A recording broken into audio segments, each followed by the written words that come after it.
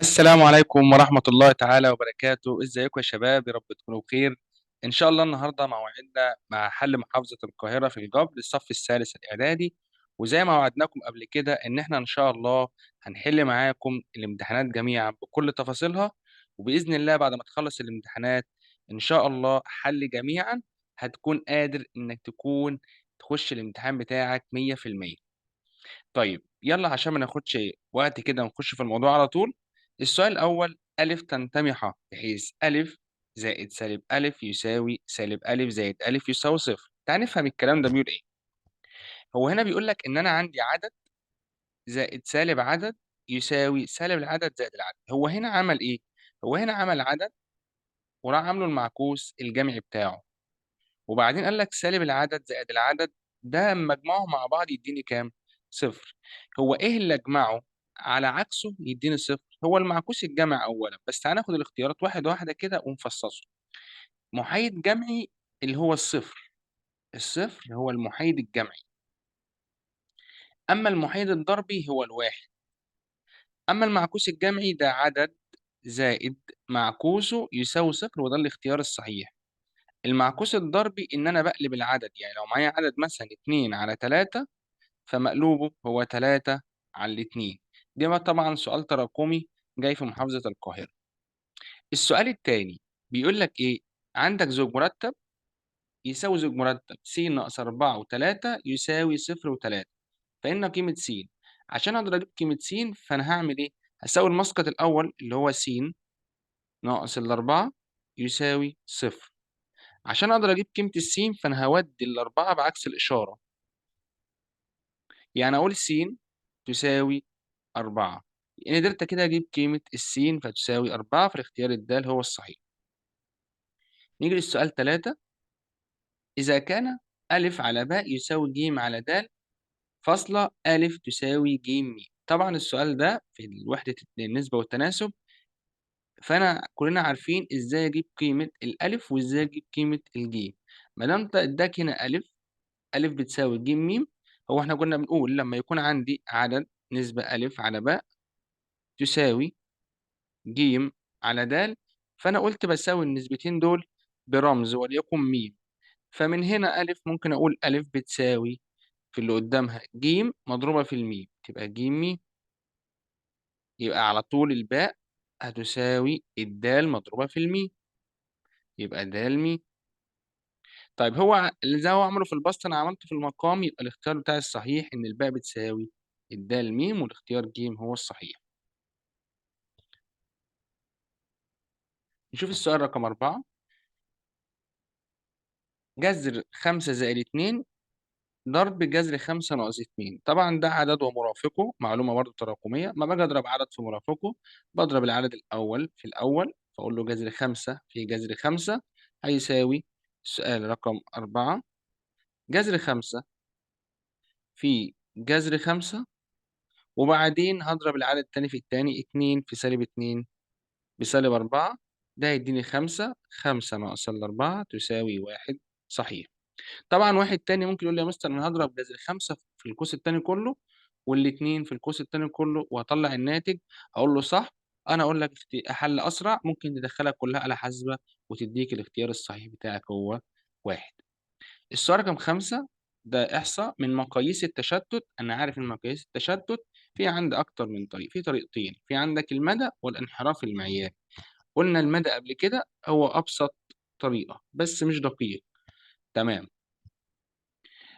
بعد كده رقم 6: مطلق -2 والصفر، وبيقول لي حُط يساوي والّا أصغر والّا أصغر من يساوي والّا أكبر. فأنا عشان أحُط القيمة فأنا لازم أطلّع المطلق الأول، فقيمته بكام؟ ب2، فعلى طول أكبر من الصفر، يبقى اختيار الصحيح هو د. نشوف السؤال التاني: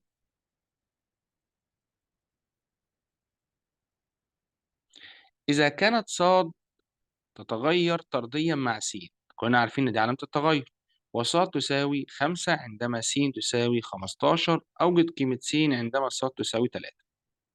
ما دام عايز قيمة على طول ومش عايز العلاقة، بما إن العلاقة هنا طردية تقول لي كده. ده السؤال التاني: أ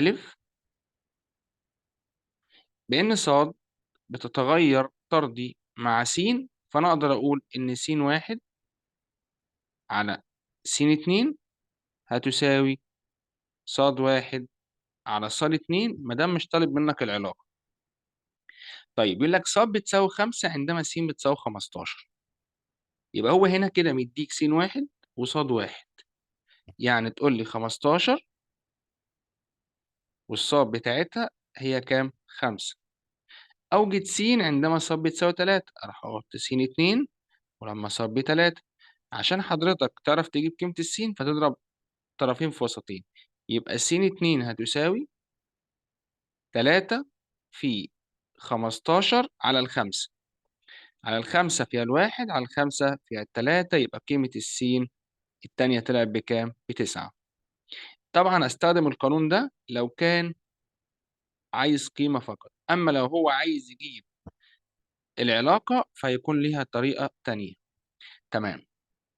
السؤال بقى يقول: إذا كانت س تساوي 1 و2 و3 وص تساوي 1 و4 و5 و6، وكانت عين علاقة من س إلى ص، حيث أ وعين أ علاقة في باء، تعني أن 2 أ يساوي باء. طبعًا كل اللي يهمني هنا هي العلاقة دي، 2 أ تساوي باء. لكل أ تنتمي س وباء تنتمي ص، يعني بيقول لك هات أ من عند س والباء من عند ص. جميل جدًا. اكتب بيان عين. عشان أجيب بيان عين فأنا لازم أحقق العلاقة دي. تعالَ نكتب العلاقة قدام مننا هنا كده، يقول لك 2 أ تساوي باء. معنى كده إيه؟ إن أنا هاخد عنصر من عند أ وأض من عند س واضربه في الاتنين ولازم يطلع يساوي باء اللي هو رقم من عند ص. فهناخدهم واحدة واحدة كده. لو أنا اخترت ال1، 2 في 1 المفروض يساوي كام؟ 2، فهنا الألف يساوي 1 والباء بتساوي 2، يبقى أنا أختار ال1 من عند س وال2 من عند ص. طب ال2 عند ص مش موجودة، يبقى ال1 بالنسبة لي ما أقدرش آخده. تعالَ نختار ال2. لو قُلت 2 في 2 يساوي كام؟ 4، يبقى المفروض أختار 2 من عند س والّا 4 من عند ص. يبقى نقول له العين في العلاقة أهيّة هتساوي، نفتح قوس مجموعة، 2 و4. طيب نجرّب ال3. لو قُلت 2 في 3 تساوي 6، فالمفروض دلوقتي أختار كام؟ ال3 وال6. ال3 موجودة، وال6 موجودة، يبقى دلوقتي أقول له 3 و6. يبقى أنا كده قدرت أجيب العلاقة اللي بتقول لي 2 أ يساوي باء، يعني الباء قد الألف مرتين، حتى بُص كده، أو الألف نُص الباء، ال2 نُص ال4 وال3 نُص ال6، لو عايز تفهمها بالطريقة دي. طيب بعد ما تكتب بيان عين بيقول لك مثلها بمخطط سهمي، كلنا شطار ونعرف نمثل المخطط السهمي. المخطط السهمي إن أنا باعمل مستطيل، مستطيل تاني، ده س وهنا ص. س معانا 1 و2 و3، أمّا ص 1 و4 و5 و6. عشان أمثّل مخطط سهمي لازم يكون في أسهم عشان يحقق اللي هو قاله. مخطط سهمي هنمثّل البيان اللي عندي اللي هو عين، أقول ال2 تروح لل4 ولازم نعمل السهم، وال3 تروح لل6. كده أنا عملت مخطط سهمي زي ما هو طلب. السؤال التاني بيقول لك هل عين هل عين دالة أم لا؟ كلنا شطار وعارفين إن الدالة العلاقة بتاعتي هتكون دالة لو كل عنصر من س خرج منه سهم واحد أو ظهر كمسقط أول مرة واحدة. طب هنا الواحد ما ظهرش معايا، فنقول له العلاقة دي العلاقة ليست دالة. ممكن بقى تقول لي لأن الواحد لم يظهر، ده صح. ممكن تقول لي إن الواحد ما خرجش منه سهم، برضه صح. يبقى كل الإجابات اللي هتقولها صحيحة. جميل جدًا. تعالَ نشوف السؤال التالت. السؤال التالت معانا بيقول احسب الانحراف المعياري. طبعًا السؤال بتاع الإحصا كلنا عارفين يا إما ييجي لك سؤال ذو قيم عادية كده مش تكرارية أو ييجي لك قيم تكرارية. طيب السؤال بتاعنا جاي احسب الانحراف المعياري للقيم 1 و2 و4 و6 و7 و10. علشان أحسب الانحراف المعياري فهنا مديني مفردات عادية جدًا، وده من أسهل الأسئلة اللي ممكن تقابلك، اللي هو النوع الأول في مسائل الانحراف المعياري، اللي هو ساعتها أنا باكوّن جدول من 3 خانات، 3 خانات كده زي الشطار أهو، أدي الجدول بتاعنا،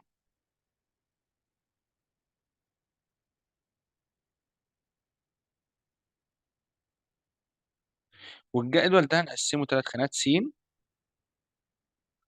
وس ناقص س بار أو س شرطة وس ناقص س شرطة لكل تربيع، هنا س، هنا س ناقص س بار، هنا س ناقص س بار لكل تربيع. طب مين الس بار يا مستر؟ كلنا عارفين إن هي الوسط الحسابي، فراح أقول له س شرطة تساوي مجموع القيم على عددهم، القيم بتاعتنا 1 زائد 2 زائد 4 زائد 6 زائد 7 زائد 10 على عددهم 6، 1 2 3 4 5 6، هيطلع معاك 30 على ال6 تساوي 5. يبقى كده معانا الوسط الحسابي ده بيساوي 5. أروح أحط المفردات عندي هنا، ال1 وال2 وال4 وال6 وال7 وال10، وأعمل مكان لخانة المجموع اللي إحنا بنسميها م ج. س ناقص س بار إن أنا هاطرح الس ناقص الس شرطة، عايز تحط هنا كده الس شرطة قدّام منّك وتطرح على طول ما فيش مشاكل، فتقول لي 1 ناقص 5 بسالب 4 و2 ناقص 5 بسالب 3 و4 ناقص 5 بسالب 1 و6 ناقص 5 1 و7 ناقص 5 2 و10 ناقص 5 5. بعد كده هتربّع القيم دي، -4 يبقى 16، لمّا أربّع -3 تبقى 9، لمّا أربّع -1 تبقى 1، لمّا أربّع ال1 ب1، لمّا أربّع ال2 بال4 ولمّا أربّع ال5 25. المفروض أجمّع القيم دي 16 زائد 9 زائد 1 زائد 1 زائد 4 زائد 25، لمّا نجمّعهم كلّهم هيدّيك 56. أروح بعد كده هاجيب الانحراف المعياري وقانونه سهل جدًا زي ما إحنا عارفين بنسميه سيجما واعمل جذر مفروض مجموع س ناقص س بار لكل تربيع أو س شرطة طبعًا على مين؟ على عدد العناصر، يبقى جذر 56 على عدد العناصر اللي هو مين؟ 6. أروح بالآلة الحاسبة زي الشاطر كده وأجيب 56 على ال6 وقرّبها له لأقرب رقم عشر واحد لو قال لك، لو ما قالش بتاخد رقم عشر واحد بعد العلامة أو رقمين، فتقريبًا هتكون 3.1. سؤال جميل. طبعًا سؤال الإحصاء لازم موجود في كل امتحان معاك. تعالَ نشوف السؤال التاني بيقول إيه،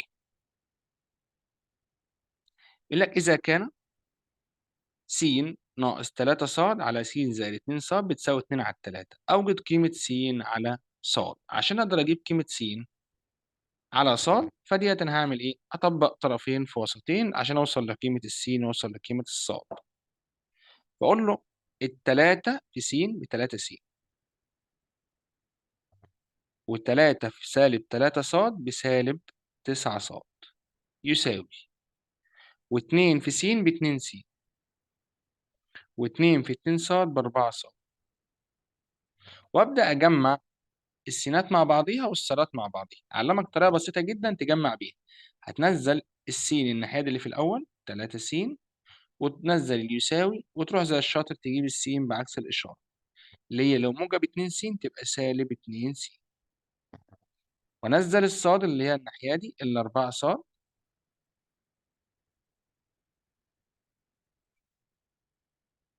وأجيب الصاد بعكس الإشارة الناحية دي، اللي هي هتكون موجب 9 ص. 3 س ناقص 2 س هي س واحدة تساوي 4 ص زائد 9 ص فبتساوي 13 ص. لو الس ما فيش قدّامها حاجة فإحنا بيكون واحد صحيح. خد بالك هو عايز يجيب س على ص، طيب ما دام عايز س على ص، روح قول لي س على ص وما ترجعش بإيدك فاضية. يبقى س على ص هتساوي 13 على 1، يعني 13 صحيح. يبقى لو طالب اداك مقدار وبيساوي نسبة، المقدار ده مكون من س وص سواء مجموعين أو مطروحين في البسط، وعايز قيمة السين على الصاد، فأنا بضرب طرفين في وسطين عشان أطلع قيمة السين وأطلع قيمة الصاد. نشوف السؤال رقم 4 ألف بيقول إيه.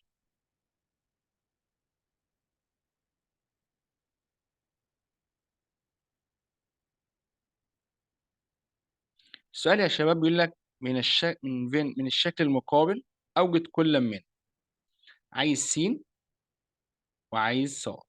طبعا الشكل ده بنسميه شكل فين اللي خدناه في 5 و6 ابتدائي، طبعا مقرر عليك السنة دي إنك تدرسه وتعرف كل حاجة عنه.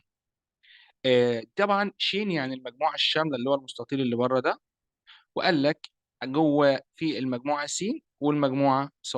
المجموعة س فيها 5 والاتنين، والمجموعة ص فيها الاتنين والواحد والتلاتة. أقول له أول خطوة السين هتساوي السين فيها الخمسة والاتنين، طب الصاد فيها الاتنين والواحد والتلاتة. كده أنا كتبت السين والصاد. طيب المطلوب التاني يقول لك أنا عايز س ضرب س تقاطع صاد. الأول أنا جبت س خلاص. طب أنا عايز س تقاطع صاد. س تقاطع صاد يعني المشترك أو المقرر في س وصاد. طيب المقرر بيكون في رشد في منطقة التقاطع بين الاتنين بين الدايرتين. طيب اللي هي مين؟ اللي هي العنصر 2، فراح أقول له السين دي معانا هي 5 و2 ضرب المجموعة 2، وأجيب القيمة أقول له 5 ضرب 2 يبقى أفتح قوس مجموعة 5 و2 والاتنين والاتنين، وأقفل القوس مجموعة. يبقى أنا كده قدرت أجيب قيمة السين وقدرت أجيب قيمة الصاد وقدرت أعمل س ضرب س تقاطع صاد. السؤال باء أوجد الوسط المتناسب. الوسط المتناسب للكميتين 2 ألف تربيع و8 ألف. عايز الوسط المتناسب للكميتين دول. طيب نجيبها ازاي يا مستر؟ ركز معايا. ما دام وسط متناسب هو عايز يقول لك ان هو تناسب متسلسل، والتناسب المتسلسل بيتميز بايه؟ ان انا بقسم الوسط المتناسب، ان انا بقول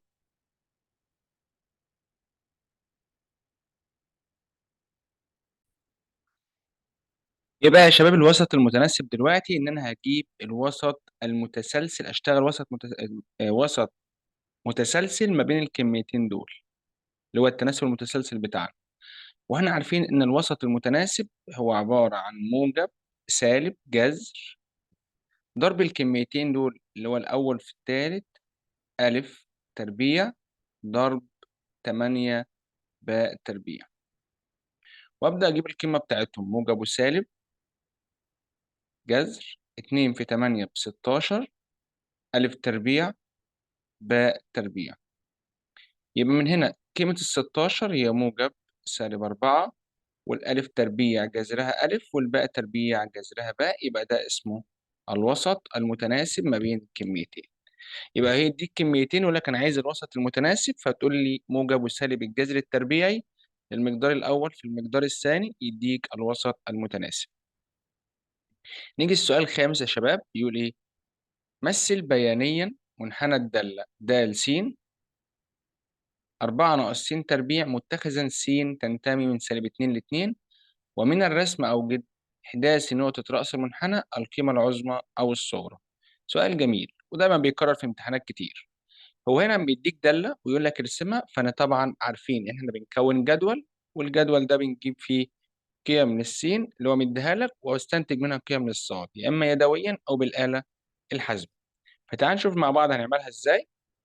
أول خطوة المفروض إن أنا الدالة بتاعتي أهي د س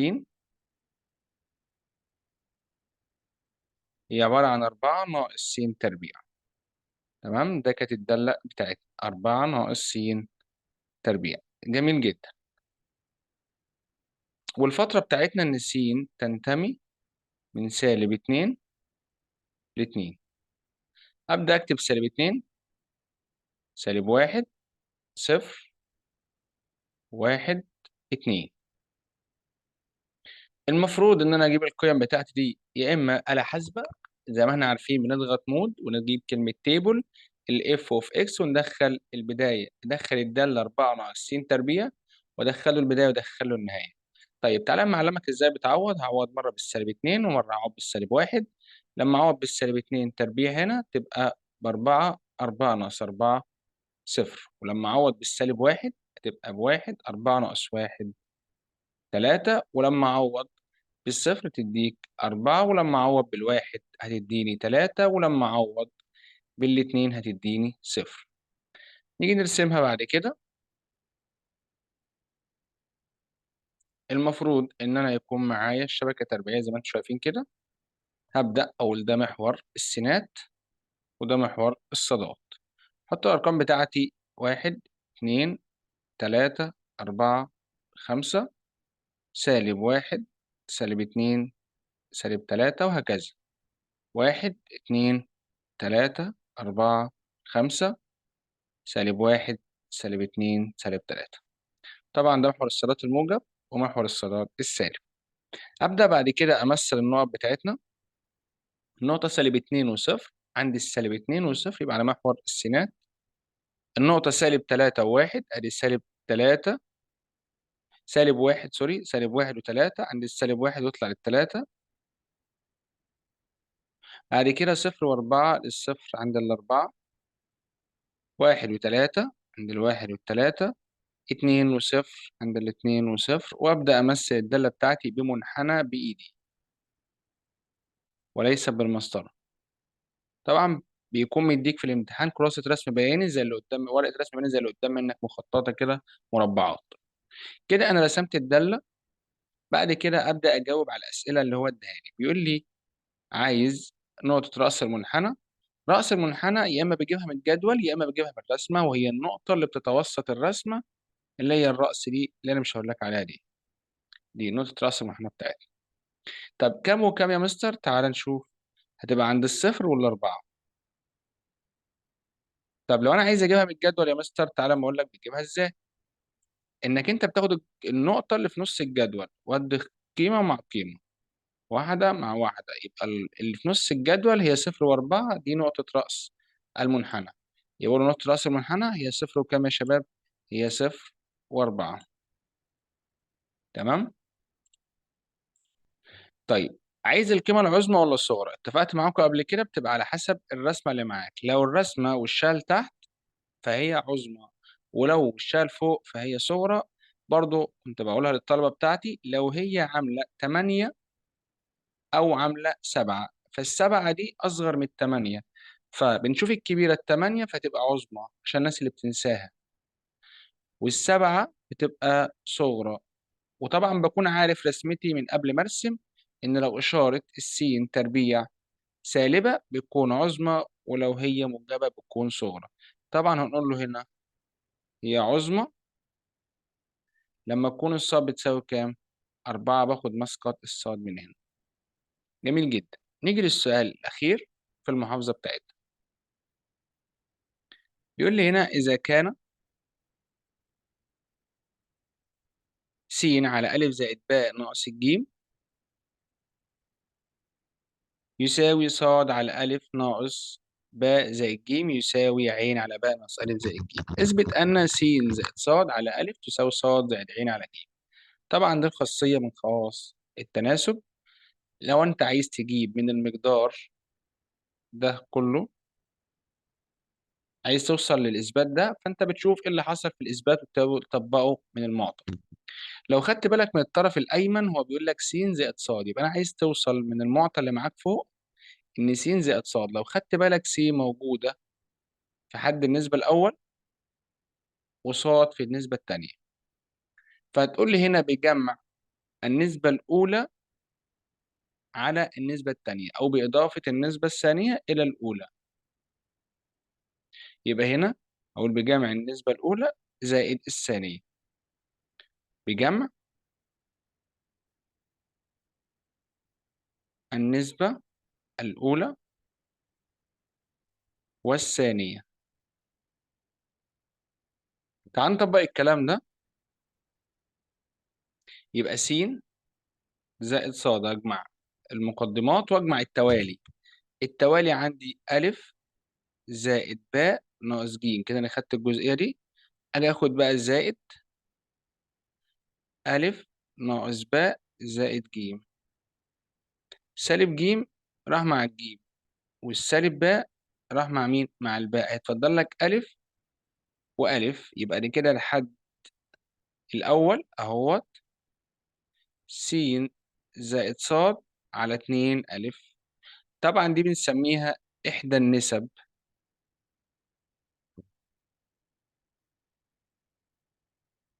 إحدى النسب، معذرة.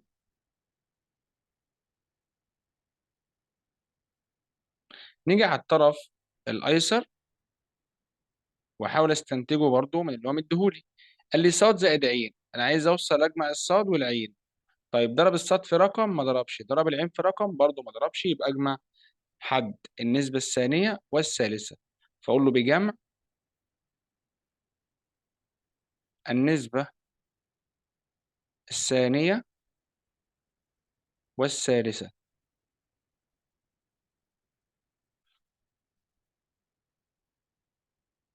يلا يا شباب كده مع بعض. فأقول له صاد زائد العين، زي ما جمعت المقدمات هجمع التوالي. فأقول له ألف ناقص باء زائد ج زائد باء ناقص ألف زائد ج. المقدمات عندي هي صاد زائد عين زي ما هي، مفيش حاجة اتغيرت. طيب اما اجمع الألف هتروح مع سالب ألف عدده معكوسه زي ما كان أول سؤال معاك النهاردة، وسالب باء مع موجب باء، هيتفضل لك ج وج، يبقى كام ج؟ 2 ج. برضو ده هنسميه إحدى النسب.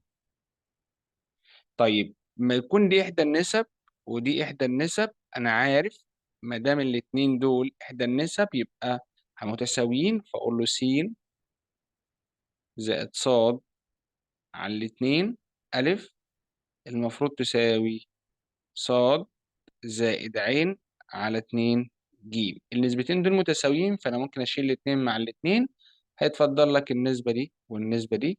يبقى أنا كده أثبت السؤال بتاعي وخدت درجتي كاملة. وكده يا شباب نكون وصلنا لنهاية الامتحان بتاعنا.